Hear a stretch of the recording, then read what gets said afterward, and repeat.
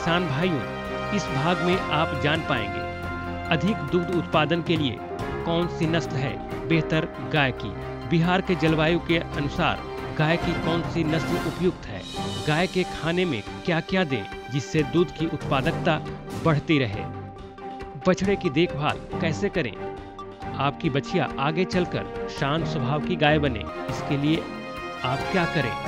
साथ ही जानिए गाय के गर्म होने के लक्षण और गर्म होने के बाद कितने घंटे बाद खिलाएं पाल। ये सभी जानकारी आप लेंगे इस भाग में, जिसका नाम है गाय पालन भाग 1।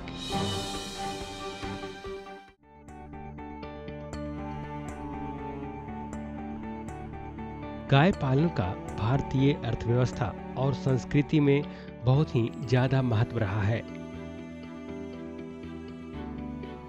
गोपालन का खेती के साथ पूरक संबंध रहा है। भारत में अधिकांश जगहों पर गाय पालन छोटे और बड़े किसानों द्वारा किया जा रहा है और यह पारिवारिक आय व पोषण का बहुत बड़ा स्रोत भी है। इसके साथ ही गाय पालन आज एक बहुत ही बड़ा व्यवसाय के रूप में भी उभर कर सामने आ रहा है। हमारे बिहार में भी गाय बड़े स्तर पर पाले जाते हैं, लेकिन उस अनुपात में दूध उत्पादन बहुत ही कम है। दूध की उत्पादकता बढ़ाने के लिए जरूरी होता है उच्च गुणवत्ता वाले प्रमुख नस्ल और उचित प्रबंधन की।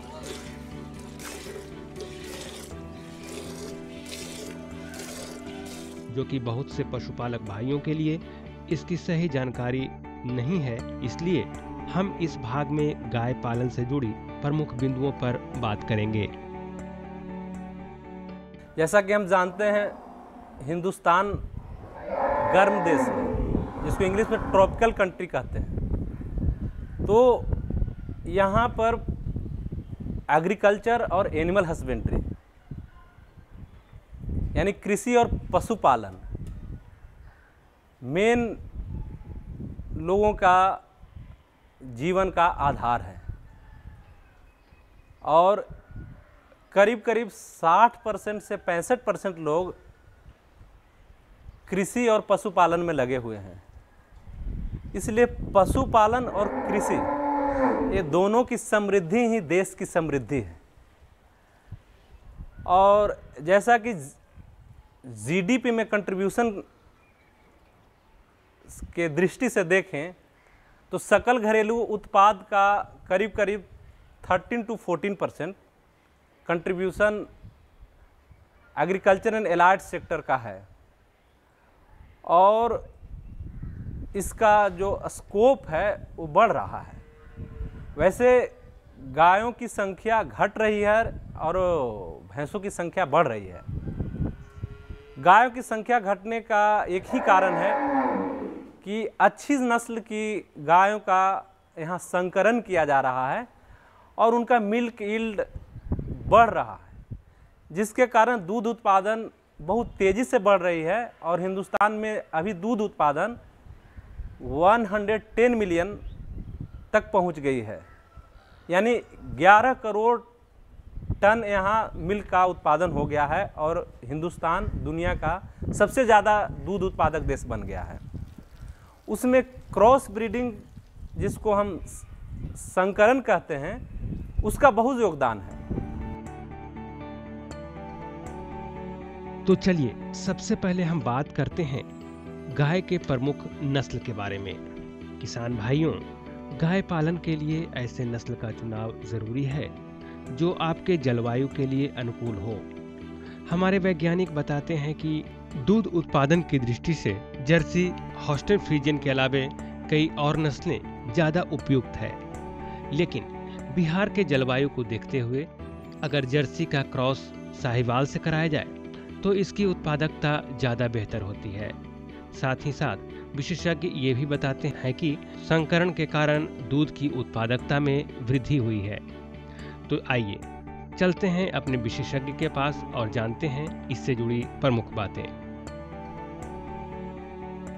इसीलिए हमें ब्रीड सिलेक्शन बहुत ही ज़रूरी है और किसान भाइयों को ये मैसेज देना चाहते हैं कि वो ब्रीड सिलेक्शन में सावधानी बरतें और उस तरह का ब्रीड का सिलेक्शन करें, उस तरह के नस्ल का सिलेक्शन करें जो कि यहाँ के इन्वायरमेंटल या वातावरण दृष्टि से ज़्यादा सूटेबल हो और एडेप्टेबल हो।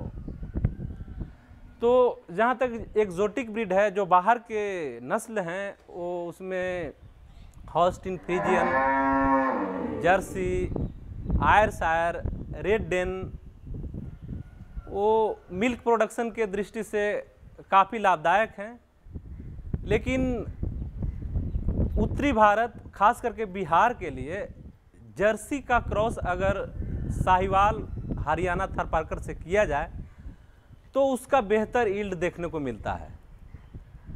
और यील्ड देखने के लिए कुछ इंडिकेटर्स हैं, जैसे टोटल मिल्क यील्ड। अगर किसी गाय की मिल्क यील्ड 3000 से ऊपर हो, 3600 लीटर हो, तो पर डे उसकी यील्ड 12 केजी होगी। तो इस तरह का सिलेक्शन में सावधानी बरतनी पड़ेगी, जिसकी यील्ड कम से कम 10 लीटर से ऊपर हो।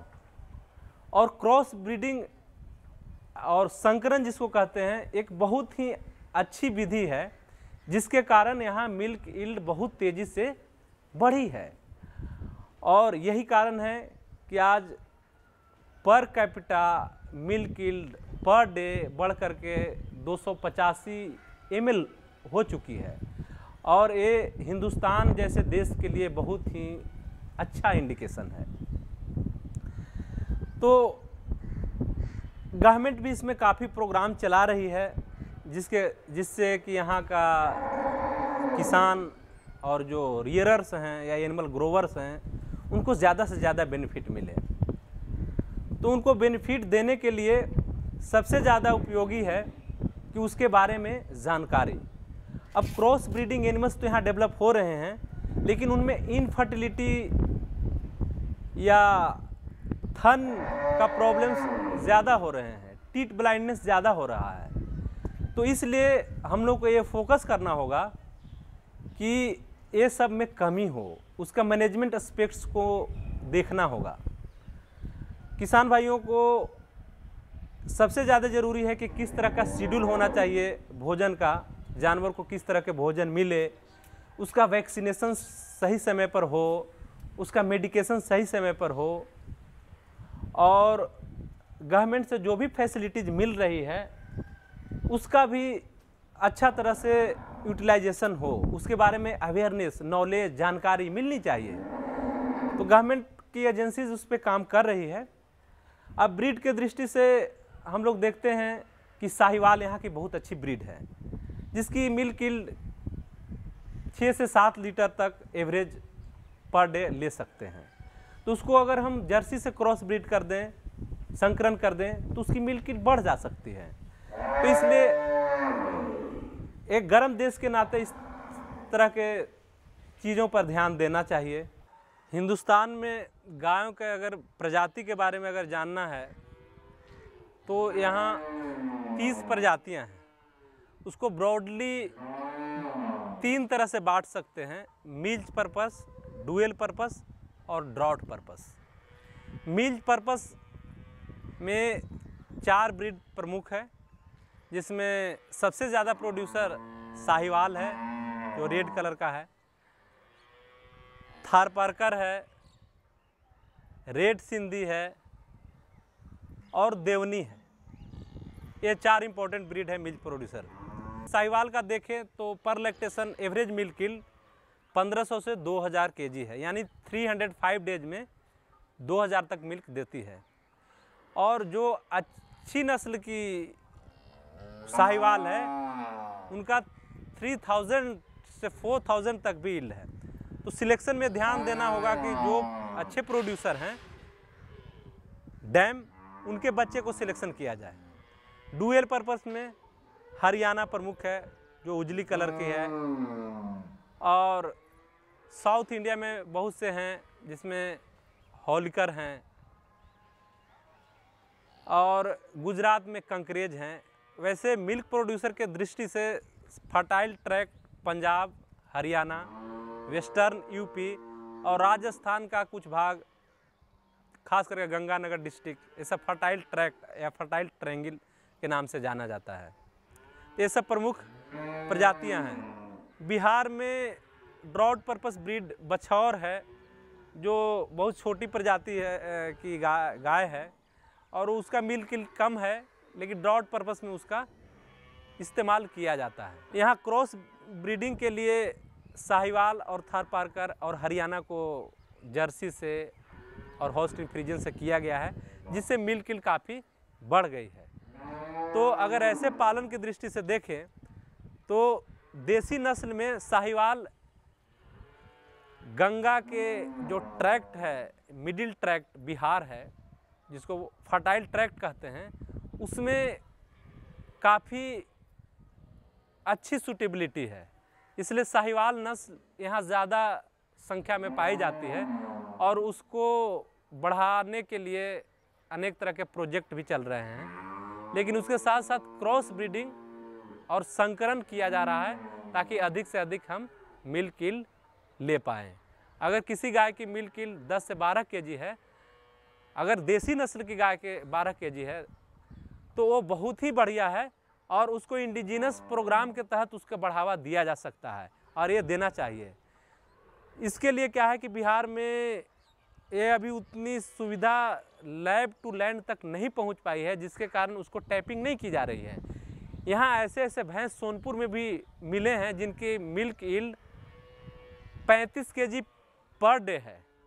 तो गवर्नमेंट को या जो भी इंस्टीट्यूशंस हैं, कॉरपोरेट्स हैं, उनको खासा ध्यान देना चाहिए और वो सब एनिमल्स को स्टिंग ऑपरेशन के तहत जितना भी पैसा हो, इवन 5 to 10 lakhs में भी परचेज करना चाहिए और उसके बुल को इस्तेमाल करना चाहिए इम्प्रूवमेंट के लिए। उसी तरह से यहाँ साहिवाल और थारपारकर के ब्रीड हैं जो कि बहुत ही मिल्क यील्ड दे सकते हैं, पर डे 25 से 30 केजी दे सकते हैं। ऐसे हैं जो गाँव में पाए जाते हैं, लेकिन उसका इस्तेमाल नहीं किया जाता है।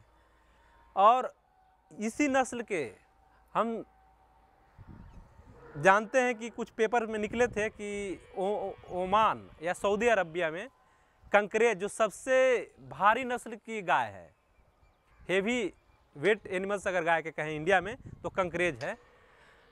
30 ब्रीड में, जो 30 ब्रीड हम बता रहे हैं, और ओंगोल है जो साउथ इंडिया में आंध्र प्रदेश कर्नाटका में मिलता है।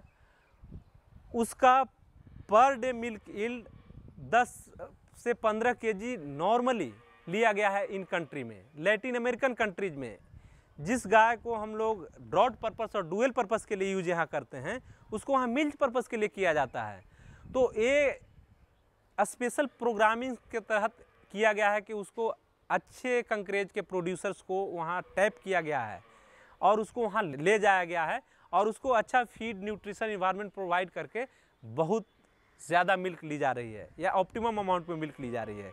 लेकिन यहाँ ये सुविधा की आवश्यकता है कि जो भी अच्छे मिल्क प्रोड्यूसर देसी हैं उसको भी टैप किया जाए और उसको पर्टिकुलरली डैम को कल्टीवेट किया जाए, रियर किया जाए बुल के लिए, और उस बुल को इंसेमिनेशन के द्वारा हम यहाँ के जो स्थिति है फार्मर्स की उसको बढ़ा सकते हैं और good production and prosperity among farmers through indigenous milk production by selected bull और सिलेक्टेड डैम। किसान भाइयों, हमारे वैज्ञानिक अभी आपको बता रहे थे गाय के उत्तम नस्ल के बारे में। साथ में यह भी जानकारी आप ले रहे थे कि सफल गाय पालक होने के लिए यह जरूरी होता है कि उसके प्रत्येक पहलुओं पर नजर रखे जाए, जैसे गाय के लिए चारा व्यवस्था, बछड़ों की देखभाल, स्वास्थ्य, आवास आदि। इन सभी को सही तरीके से जानने के बाद आप एक सफल गाय पालक बन सकते हैं।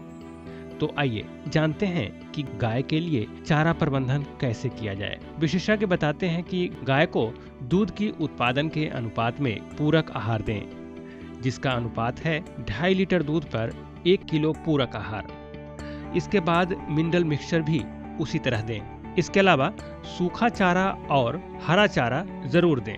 हरा चारा के रूप में मसूर, चना, बरसीम, ढैंचा आदि दे सकते हैं। इससे गाय की दूध उत्पादकता में ज्यादा से ज्यादा वृद्धि होगी। आइए चारा से संबंधित इन सभी पहलुओं को विस्तार से जानते हैं अपने वैज्ञानिक से। दूसरा एस्पेक्ट हम इसमें देखते हैं कि किस तरह से मैनेजमेंट करेंगे। मैनेजमेंट की दृष्टि से सबसे पहले उसके भोजन पर हम ध्यान देंगे। अब जैसे ये गाय दिखाई जो दे रही है, ये हॉल्स्टीन फ्रीजियन का क्रॉस है देसी से। देसी में वो हरियाणा साहिवाल का रेड कलर होता है, तो वो कुछ ब्रीड हैं जिस जर्सी का है, इससे क्रॉस किया जा रहा है और इनका मिल्क यील्ड काफ़ी अच्छा है। लेकिन मिल्क यील्ड अच्छा लेने के लिए हम लोग को उस पर ध्यान देना होगा, फीड पे, भोजन। अब ये जानकारी होनी चाहिए किसान भाइयों को कि प्रत्येक 2.5 लीटर पर 1 केजी कम से कम कंसंट्रेट के मतलब उसका खली, चोकर जिसमें व्हीट ब्रान, मेज ब्रान ये सब लेते हैं। इसके बाद मिनरल मिक्सचर्स हैं, उसको ऑप्टिमम अमाउंट में मिलना चाहिए। तो प्रत्येक 2.5 केजी मिल्क पर कम से कम 1 केजी देना चाहिए। और अगर फॉडर की दृष्टि से देखें तो फॉडर 2 तरह के हैं, एक ड्राई फॉडर और एक ग्रीन फॉडर। तो कम से कम 2/3 ड्राई फॉडर में हम लोग के यहाँ जो अवेलेबिलिटी है उसमें गेहूं के भूसा, पैडी स्ट्रॉ हो गए, मसूर का, चने के, ये सब भूसा मिलते हैं। तो उसकी सप्लाई होनी चाहिए। खास करके लेग्यूमिनस कहने का मतलब रबी में मसूर और चने, ये सब का भूसा में प्रोटीन ज़्यादा होता है, इसलिए इसकी सप्लाई होनी चाहिए ज़्यादा। सीजनल फॉडर्स हैं जैसे बरसीम, काउपी, ढैंचा, ये सब सीजनल फॉडर्स हैं, मेज, ये सब का सप्लाई भी ज़रूरी है। ग्रीन फॉडर एनिमल्स को देते हैं तो उसकी मिल्क यील्ड ज़्यादा बढ़ती है, उसकी कंसंट्रेशन ऑफ फैट कंसंट्रेशन बढ़ जाती है। तो कंसंट्रेट अगर हम सप्लाई करेंगे तो उसका मिल्क यील्ड तो बढ़ेगा, लेकिन उसमें फैट जो है वो फॉडर पर ही बढ़ता है। इसलिए ज़्यादा फॉडर अगर सप्लाई करेंगे तो उसमें ज़्यादा मिल्क यील्ड के साथ फैट भी उसमें ज़्यादा होगा। तो ये सब चीज़ ध्यान में रखना होगा। और जो हीफर्स हैं, खास करके यहाँ के जो एनिमल्स हैं, हीफर्स मतलब कि जो गाय बनने वाली जो बछड़े हैं, तो यहाँ तो 30 महीने 35 महीने पर वो मैच्योरिटी फेज में जाती हैं। लेकिन क्रॉस ब्रीड एनिमल्स 18 महीने पर, 15 महीने पर ही वो कंसीव कर जाती है। और 18 महीने पर अगर कंसीव कर जाएगी तो 27 महीने पर वो बच्चे दे देती है। और उसके बाद 3 महीना के अंदर फिर वो मेटिंग किया जाता है, हीट में आ जाती है तो कंसीव हो जाती है। तो ये सब चीज़ हम लोग को मैनेजमेंट एस्पेक्ट में देखना चाहिए। अब अगर कोई एनिमल्स 3 से 4 बार सर्विसिंग के बाद भी फर्टाइल नहीं होती है तो उस एनिमल्स पर प्रॉपर केयर करना चाहिए कि क्या जेनेटिक प्रॉब्लम्स हैं, उसके अंदर क्या दिक्कतें हैं। उसके लिए डिफरेंट मेडिसिन्स हैं, लूगल्स आयोडीन्स हैं, उस सब से ट्रीटमेंट करना है। और उसमें मिनरल मिक्सचर की सप्लाई ज़्यादा देना चाहिए ताकि एनिमल्स को मिनरल डिफिशियंसी नहीं हो। तो ये सब किसान भाइयों को ज़रूरी है कि ये सब एस्पेक्ट देखें। अपने गाय को किस प्रकार चारा खिलाएं, ये तो आपने जान लिया। अब हम बात करते हैं जब गाय बछड़ा देती है उस समय बछड़ों का किस प्रकार देखभाल करें। इसके लिए सबसे पहले तो जब बछड़ा जन्म ले तो उस समय 10 दिन के अंदर उसके सींग को हटा दें। ऐसा करने पर पशु शांत स्वभाव की हो जाती है। इसके अलावा बछड़े को उसके गाय का पहला दूध अवश्य पिलाएं, क्योंकि इसमें बहुत सारे प्रोटीन और पोषक तत्व होते हैं। साथ ही इस दूध को पीने से बच्चे में रोग प्रतिरोधक क्षमता बढ़ जाती है। अधिक जानकारी लेते हैं अपने वैज्ञानिक महोदय से।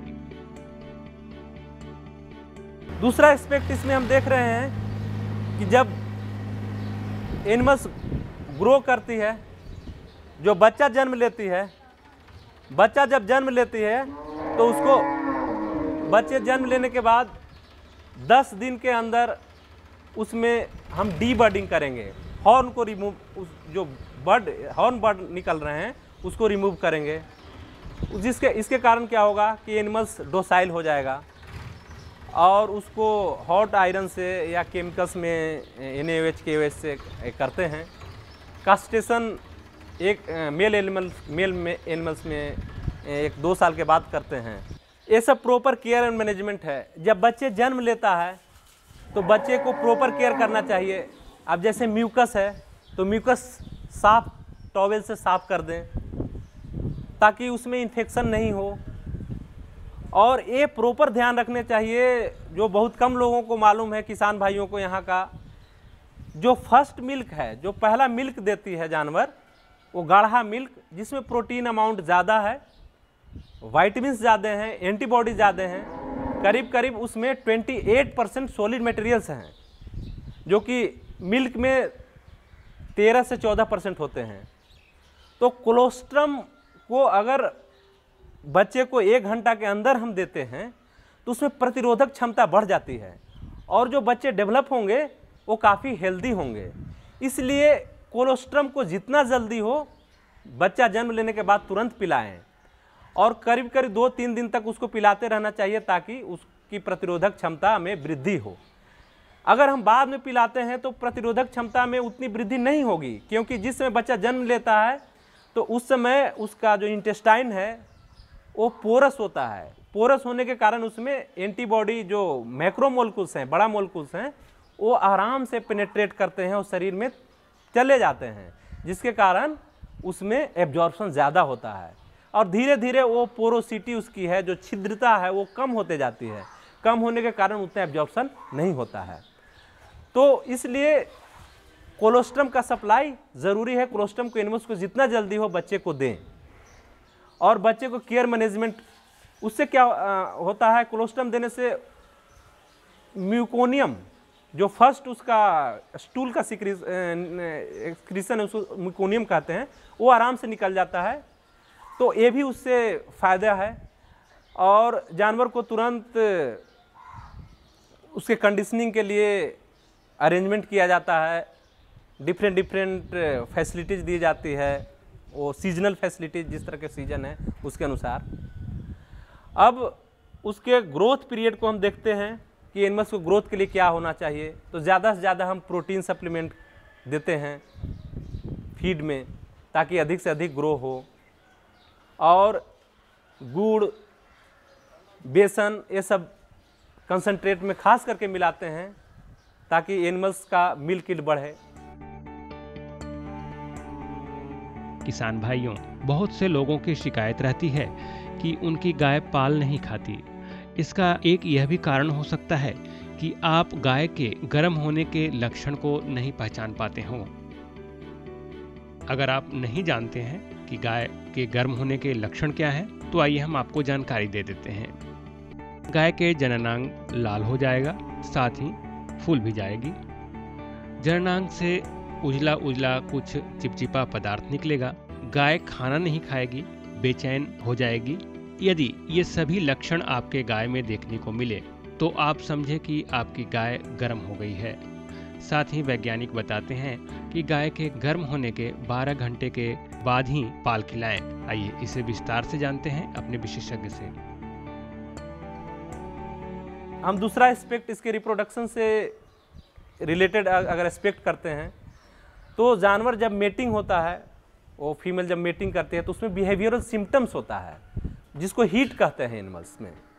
तो हीट में जब जानवर आती है, खासकर गाय आती है, तो उसमें कई तरह के सिम्टम्स हैं। वो सिम्टम जैसे क्या है कि उसका भल्भा है, जिसको वेजाइना कहते हैं, वो वेजाइना भल्भा रेड हो जाएगा, उसमें स्वेलिंग हो जाएगी, इन्फ्लेमेशन हो जाएगी, और उससे म्यूकस डिस्चार्ज होगा, जो रोपी मिक्सचर डिस्चार्ज वाइट रहता है उसकी डिस्चार्ज होगी, और उसमें एनोरेक्सिया होगा। दैट मीन्स कि भूख एनिमल्स को मर जाएगी, बेचैनी होगी, तड़प होगी, वो मेल पार्टनर को खोजने के लिए ज़्यादा परेशान हो जाएगी। इसके बाद होमोसेक्सुअलिटी बिहेवियर भी एनिमल्स में देखा जाता है। वो फीमेल एनिमल्स पर ही काऊ चढ़ने की कोशिश करती है। जब बुल आता है तो उसमें एक रिएक्शन होता है जिसको लेहमन रिएक्शन कहते हैं, वो उसको सूंघता है। तो ये सब चीज़ सिम्टम्स हम देख सकते हैं जानवर में जब वो हीट में आती है। एक खास बात हम किसान भाइयों को बताना चाहते हैं कि हीट में आने के 12 घंटा के बाद ही उसमें मेटिंग कराया जाए या इंसेमिनेशन कराया जाए। इससे क्या फ़ायदा होगा कि कंसेप्शन का चांस बढ़ जाएगा, क्योंकि उस समय ही ओवम रिलीज होती है, फैलोपियन ट्यूब में आती है, तो फर्टिलाइजेशन का चांस बढ़ जाएगा। तो अगर हम पहले कर देते हैं या फिर 24 घंटा 36 घंटे के बाद करते हैं तो कंसेप्शन का चांस कम जाता है, तो ये लॉस हो जाता है। तो 21 दिन के बाद फिर एनिमल्स हीट में आती है। तो किसान भाइयों, गाय पालन के अंतर्गत इस भाग में आपने जाना गाय की प्रमुख नस्लें कौन कौन सी है, गाय पालन के लिए चारा प्रबंधन कैसे करें और बछड़ों की देखभाल कैसे करें। साथ ही साथ गाय के गर्म होने के लक्षण क्या हैं और लक्षण पहचानने के बाद आप गाय को पाल जरूर खिलाएं। ये सभी जानकारियां आपने लिया इस भाग में। गाय पालन से संबंधित पूरी जानकारी अभी और भी है, लेकिन हम अगले भाग में देंगे। अगले भाग में आप जान पाएंगे पाल खिलाने के लिए किन किन बातों को रखें ध्यान, गाय के गर्म होने के कितने घंटे बाद खिलाएं पाल, गाय के रहने के लिए आवास कैसा हो, रोगों से कैसे बचाएं अपने गाय को, मौसम के बदलाव में कैसे करें गाय की देखभाल, और एक पशुपालक का क्या होना चाहिए दिनचर्या, जानिए अगले भाग में।